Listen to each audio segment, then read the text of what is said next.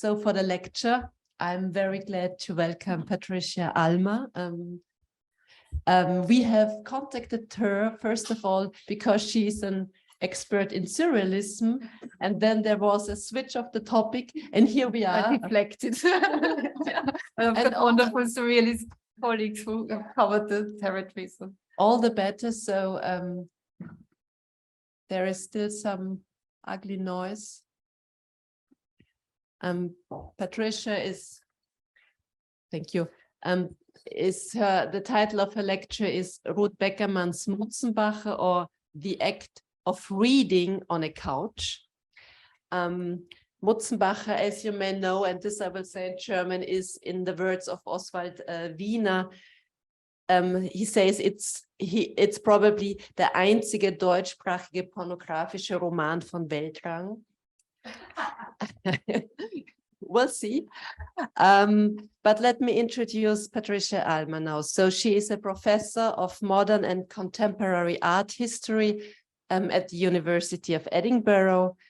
She has published many books and catalogs, and recently she has published The Traumatic Surreal, Germanophone Women Artists and Surrealism After the Second World War. This was in 2022. Then in 2019, a book on René Magritte. In 2016, Lee Miller, Photography, Surrealism and Beyond. And she also edited the collection Intersections, Women Artists, Surrealism, and I was reading Motherhood, but it's Modernism. Modernism. She has curated a prize-winning exhibition with the title Angels of Anarchy. So, Women Artists and Surrealism, and she co-curated and co-edited the catalogs for the major exhibitions Four Saints in 3 Acts, a snapshot of the American avant-garde in the 1930s. Then Taking Shots, the photography of William S. Burroughs. Both have been in galleries at the Photographers Gallery in London. She has published different essays for different international exhibition and catalogs. Recently, this was the case for her text, for the exhibition Surrealism Beyond Borders, which was also in the Tate Gallery. Then the feminist avant-garde of the 1970s, and I say hello to Gabriele Shaw because this was in the Sammlung Verbund in 2021. Then Fantastic Women at the Schirn Kunsthalle in Frankfurt am Main, and also Peggy Guggenheim, The Last Dogaressa, which was in Venice in 2019. And now she's working on several books again, but also on Unikation, and this was the original topic for your lecture. And now, until I saw Mutzenbacher. Yeah, thank you for coming, and the floor is yours. Thank you very much. So firstly, I'd like to really thank the organizers and for inviting me to this talk. I must say the symposium so far was extremely exciting and really interesting. So thank you very much for organizing it and inviting us. Have a look at the exhibition downstairs. It's magnificent. It's a really important and very beautiful exhibition. So another treat of this event. Okay, and then I would like to say hello to Gabriele Shaw, who has coined the term feminist avant-garde, which we just heard actually. So it is great that you are here, and we saw the film together, Mutzenbacher. I would also like to say hello to Dr. John Sears, with whom I'm co-writing a book on Ruth Beckermann, who is also here, and perhaps we can involve you as well into the discussion. Okay. So that was the fun bit. Ruth Beckermann's most recent film, Mutzenbacher, from 2022, is based on a notorious novel, still considered Austria's most infamous work of child pornography. Josephine Mutzenbacher, oder Die Geschichte einer wienerischen Dirne, von ihr selbst erzählt, appeared in Austria in 1906. It was published anonymously but widely credited to Felix Salten, the novelist and creator of Bambi. Beckermann's film uses this novel as a pretext for an extended feminist analysis of the transhistorical linguistic and performative violence of patriarchy. The analysis is presented in an enclosed social space that echoes with the sound of male voices and is almost devoid of, but saturated by male fantasies of women. And since we have not heard a single male voice today, let's hear some.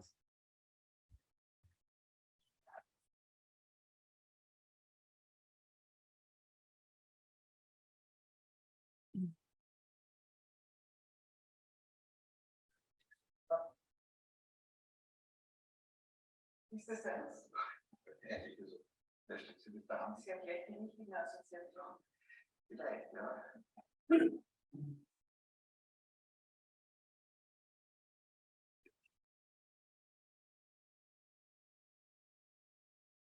Ich meine Hand und fühlte mich von meinem Daumen einem Kreis.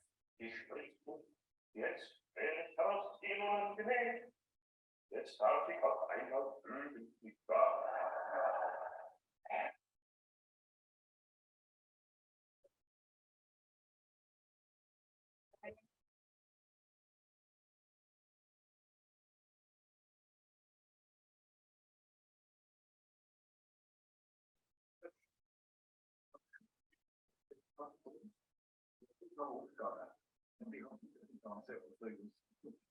Ich bin gerade unsere Generation deswegen auch Probleme hat oder zugeknöpft ist oder weil es deswegen ziemlich in den letzten Jahren zu so einer Performance-Act entwickelt hat. Trotzdem auch das Darstellen, es ist böse, es ist ruhig, es ist ruhig, es ist grausam, uns liebt, was tut der Schwanz in der Fuß. Alles lieb, und das ist so ruhig und ernst wie immer.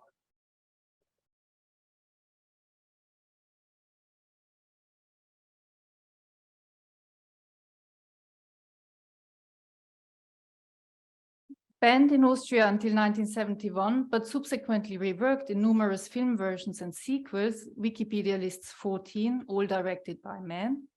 The book Josephine Mutzenbacher has significantly influenced the sexual socialization of Austrian men and women. Beckermann's film, a mixture, as the director notes, of field experiment and fiction, takes its cue from a casting call for men aged between 16 and 99 for a proposed film of the novel. Shot in the claustrophobic interior of a former coffin factory, the film depicts men, sometimes alone or in pairs or groups of 3 or 4, reading aloud, i.e. performing, and discussing short passages from the book. Mutzenbacher presents the men before, during, and after their performances. It offers what J. Hoberman, in his review of the film, calls miniature psychoanalytic sessions, in which the men talk quite candidly of what they anticipate before and what they feel afterwards. As the film develops, we see sequences in which the entire male cast engages in call and response routines, in which in unison they shout lines and phrases from the novel, descriptions of the sexual act, lists of male terms of endearment for women.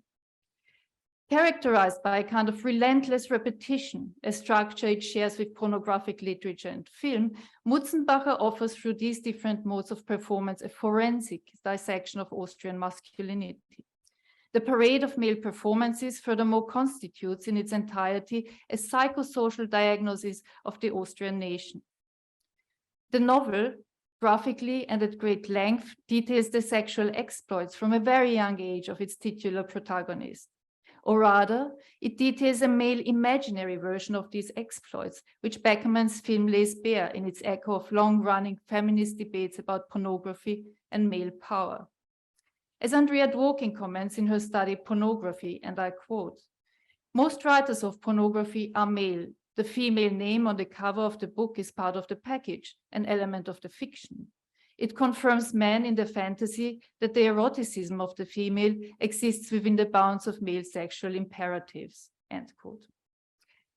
One thinks of Sartre's Justine, Alberto Moravia's The Woman of Rome, or Frank Wedekind's Lulu Plays.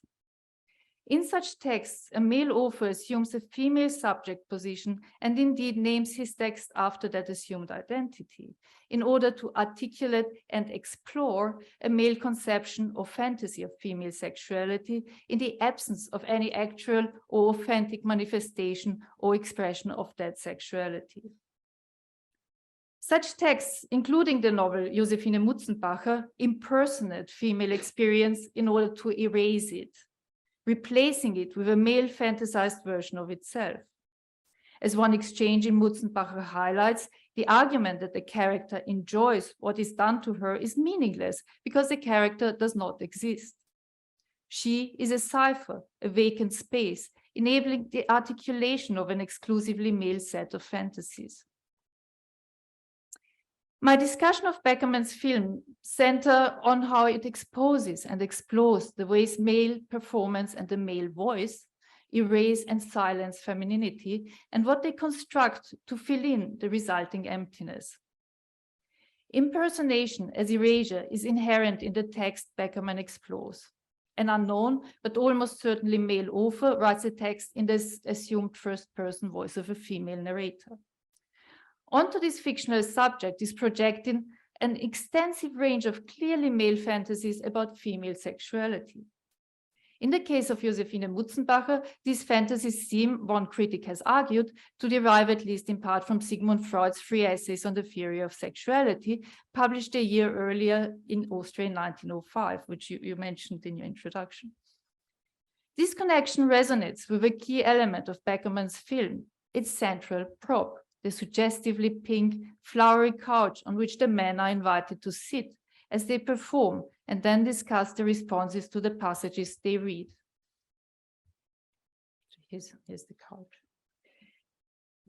Which, of course, the couch here is not here, it's in London. This couch organizes much of Mutzenbacher's spatial and visual rhetoric. With its superficially domestic connotations, it focuses and softens the empty post-industrial mise-en-scène, making the bleak visual space more heimlich. A version of the Hollywood casting couch, it clearly also invites analogies with Freudian psychoanalysis and its central motive of the analyst's couch, and specifically Freud's couch, which Nathan Kravis argues is both Ruhebett, Daybed, and Turkish divan, carrying the twin identities of sanatorium and asylum fixture on the one hand and romantic symbol on the other.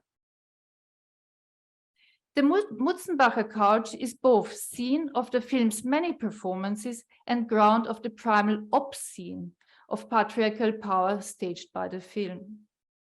Around this prop, the film sets in motion a range of polymorphously perverse relations, entanglements, echoes, proximities, continuities, and ruptures between current and historical Austrian national and cultural fantasies and histories of violence against women. In the post-performance moments, as we witness men reacting to their own performative capabilities, one of the functions of the couch emerges. It provides a kind of symbolic architecture, a motive of stability that temporarily structures the potentially unstable parade of male enactments. Its multiple upholstery buttons form a regular and insistently present pattern against which each performance occurs. In his 1955-56 seminar of the psychosis, Jacques Lacan calls these quilting points points de capiton. The buttons holding in place the stuffing of the couch stand, in Lacanian terms, for the points at which the symbolic structure of the social world is anchored to the real.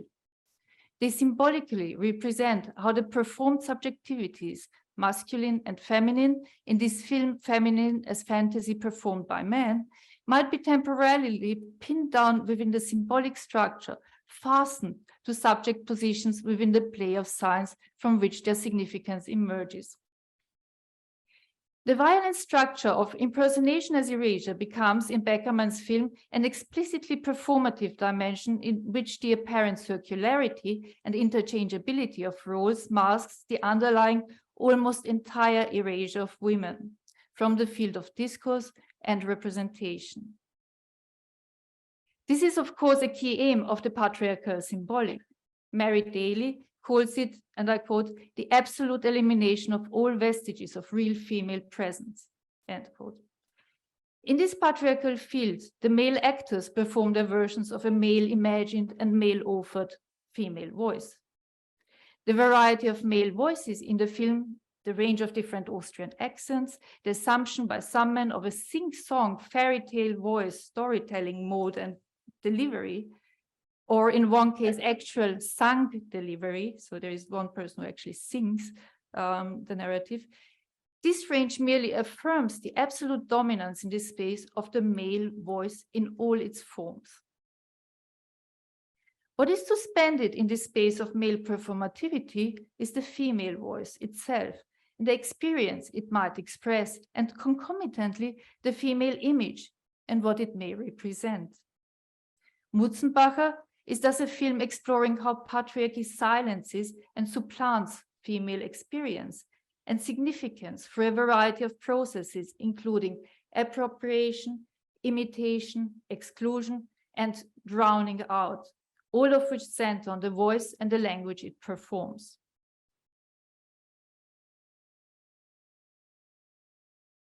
This language is, of course, that associated with an example of a particular discourse, that of pornography. It is a language deeply structured by misogyny and by the imagined performing of violent acts on female bodies. Above all, the film explores how such linguistic violence expresses, legitimizes, regulates, and structures male fantasy and facilitates its imposition on that space in the patriarchal social symbolic in which women are positioned. This exploration raises implications that extend beyond the obvious gender relations to encompass the ways linguistic violence works at cultural levels to distort and reconfigure gender identities as group and by extension, national identities.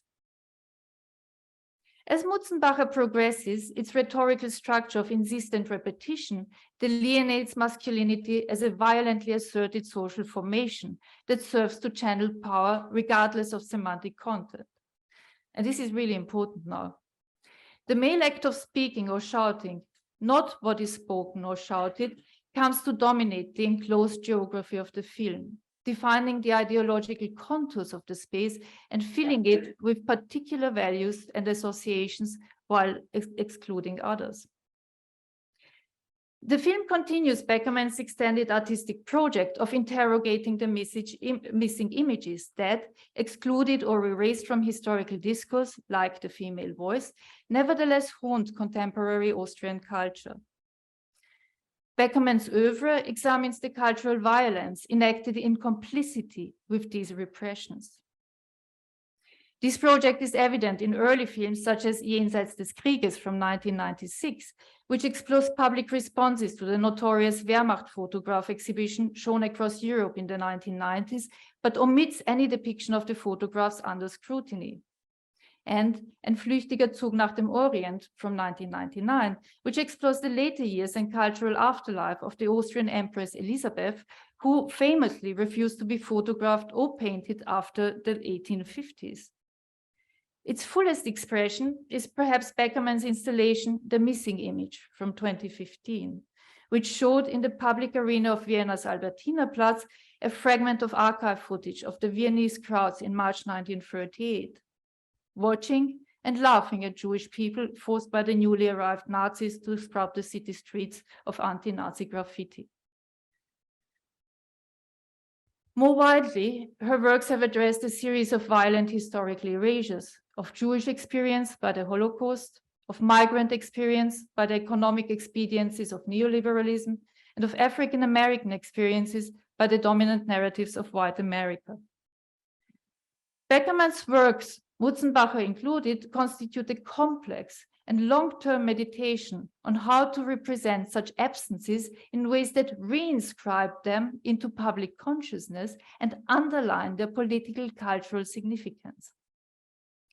Her focus on audience responses to and participation in the cultural assimilation of highly problematic narratives through processes of acceptance, rationalization, sublimation, and conventionalization raises uncomfortable questions about positioning and identification in the audience responses to her works. And I think audience responses we heard in all sorts of contexts today. Mutzenbacher mobilizes a range of performances of parts of the novel Josephine Mutzenbacher, of masculinity, of misogyny, of versions of narratives of sexual interaction and the sexual act, and of the very act of performing itself, through which we encounter a specific form of mass psychology in action, just as the missing image laid bare documented public complicity in the mass psychology orchestrating the obscene events of Austrian fascism.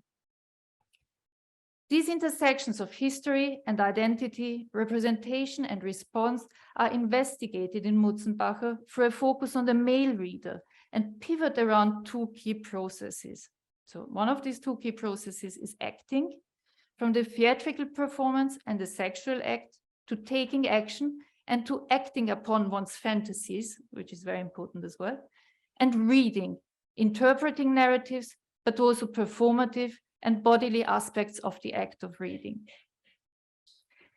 Through this double focus, Beckermann offers ambivalent, troubling insights into the covert intersections between reading, performing masculinity, elements of Austria's cultural propensity to violent misogyny, and connections between these propensities and the violent historical realities of mid-20th century Austria. What is absent from all this is, of course, woman herself. Present only as a discursive construct, an object of performed activity and of fantasy, woman as figure nevertheless saturates the film. No woman is seen in Mutzenbacher, yet the female figure is implicit in every shot and every sound. Woman is also represented, spoken of and for, by the male voices with which the film is concerned. She is thus simultaneously central yet displaced, articulated but silenced, both focalizer and narrator of all the texts recited, subject and title of the film and the narrative which it ostensibly reproduces, and yet unheard, drowned out, wholly replaced by a plurality of male voices. Woman becomes another configuration of the missing image with which Beckermann's wider oeuvre is concerned, and a surface reading would suggest that the film apparently explores how the female figure is constructed, imagined, narrated, fantasized by men.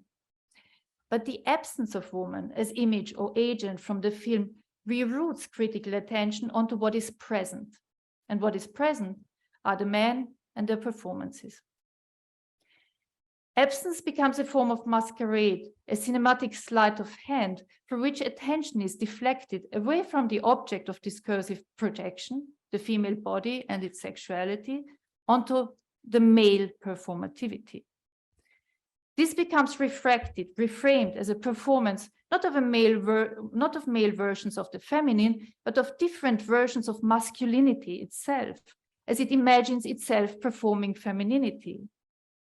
The film relentlessly exposes the spectacle of these performed masculinities as fantasy, or rather an endless series of fantasies, a set of roles enacted in the putative enactment of imagined versions of the feminine, as the men act out in voices and gestures, tones and registers what they imagine Josephine Mutzenbacher to be thinking and feeling. Under the guise of exploring male constructions of the feminine, Mutzenbacher performs a discursive deconstruction of masculinity. One woman's voice, that of the director, is heard, marginal to the action, permanently off screen and out of sight. No woman's image is seen in this film about constructing the male image of woman, but nonetheless is insistently present beyond the frame in her questioning and relaying of instructions to the men she films. The film thus subverts the absolute erasure of the feminine by inserting a female voice as an agent of power, offering an ironic marginal commentary on the male performances it orchestrates. Under instruction by the director's female voice, the men are disempowered at the very moment their power seems to be asserted in the act of performing their fantasies of woman.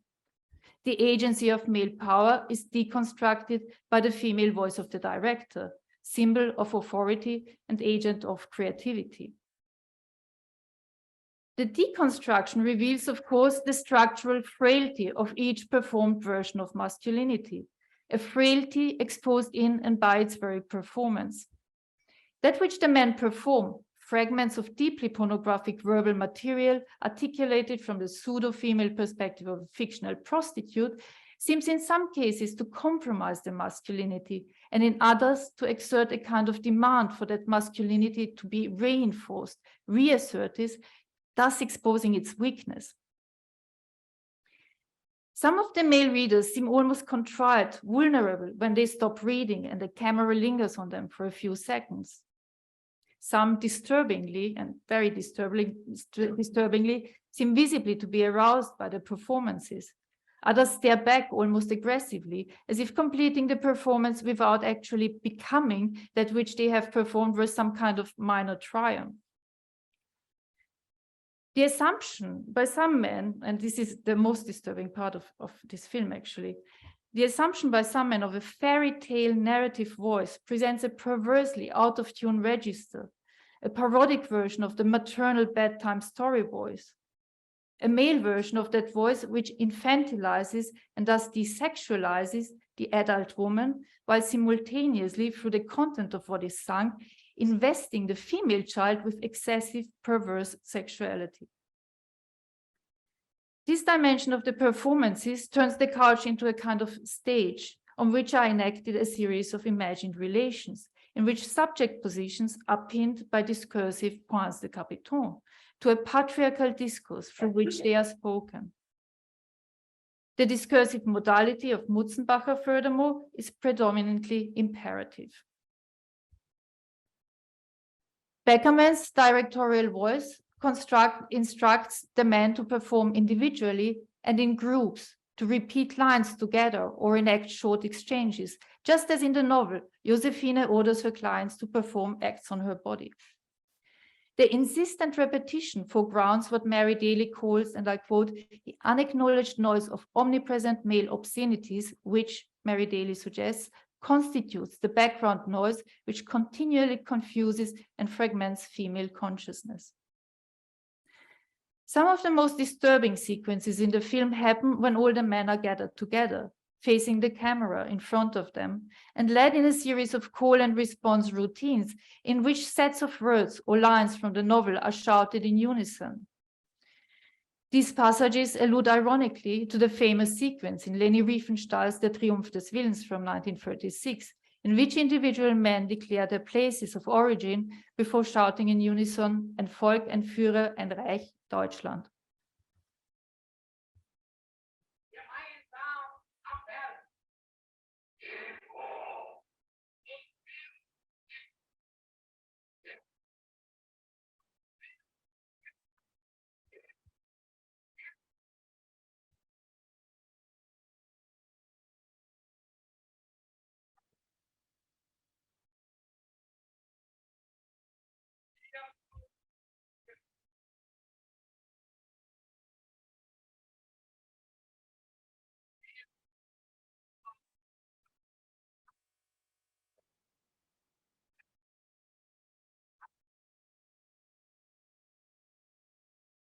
In her analysis of the uses of sound in Nazi Germany, Caroline Birdsall uses the concept of affirmative resonance to describe the effects of sounds, and I quote, in the creation of resonant spaces within urban environments, whether through collective singing and cheering, loudspeaker technology, or in the call and response interactions between a speaker and a crowd, end quote.